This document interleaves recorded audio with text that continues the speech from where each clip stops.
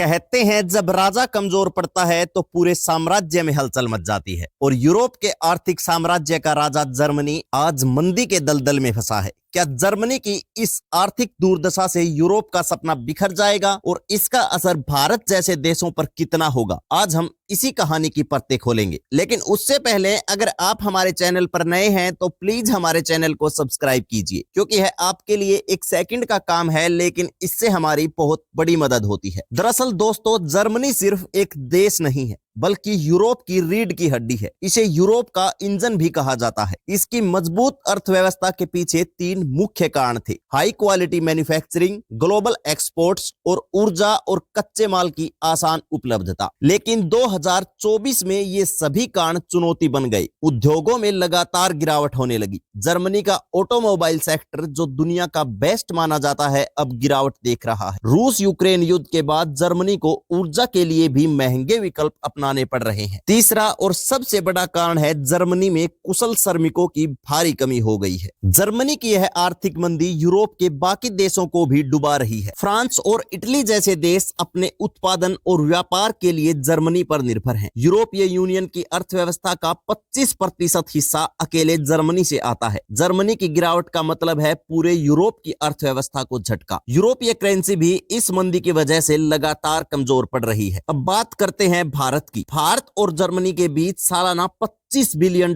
का व्यापार होता है। जर्मनी की मंदी से भारतीय एक्सपोर्टर्स को नुकसान हो सकता है, खासकर ऑटो पार्ट्स और केमिकल्स के क्षेत्र में। भारत के लिए यह एक मौका भी है। यूरोपीय देशों में व्यापार के नए रास्ते खोजे जा सकते हैं। भारत का आईटी और फार्मा सेक्टर यूरोप की कमजोर होती अर्थव्यवस्था में अहम भूमिका निभा सकता है। ऐसा नहीं है कि जर्मनी इस संकट से उबरने के लिए कोई कदम नहीं उठा रहा है। जर्मनी लगातार कोशिश कर रहा है कि इस संकट से बाहर आया जाए। रिन्यूएबल एनर्जी के लिए जर्मनी में बड़े पैमाने पर निवेश किया जा रहा है। जर्मनी ने विदेशी कुशल श्रमिकों के लिए भी नियमों को आसान बनाया है। उसी के साथ साथ छोटे और मध्यम उद्योगों को भी सरकारी मदद दी जा रही है। लेकिन सवाल यह है कि क्या ये प्रयास काफी है? जर्मनी और यूरोप को एकजुट होकर बड़े आर्थिक सुधारों की जरूरत है। यूरोपीय यूनियन को भारत और एशियाई देशों के साथ व्यापारिक संबंध और मजबूत करने होंगे। जर्मनी की स्थिति से भारत को बहुत कुछ सीखना चाहिए। भारत को रिन्यूएबल एनर्जी के क्षेत्र में और मजबूत होना होगा। भारत को अपनी शिक्षा और कौशल नीतियों में लगातार सुधार करना चाहिए। अपने उद्योगों को वैश्विक बाजार के लिए तैयार करना चाहिए। जर्मनी की मंदी हमें सिखाती है कि दीर्घकालिक योजनाओं और स्थिर नीतियों के बिना बड़ी सी बड़ी अर्थव्यवस्था भी लड़खड़ा सकती है। तो दोस्तों, जर्मनी की मंदी सिर्फ एक देश की कहानी नहीं है, बल्कि यह पूरे यूरोप और विश्व अर्थव्यवस्था पर असर डाल रही है। भारत जैसे देशों के लिए यह चुनौती और अवसर दोनों है। तो दोस्तों, आपको क्या लगता है कि जर्मनी की यह स्थिति भारत के लिए एक चुनौती साबित होगी या अवसर?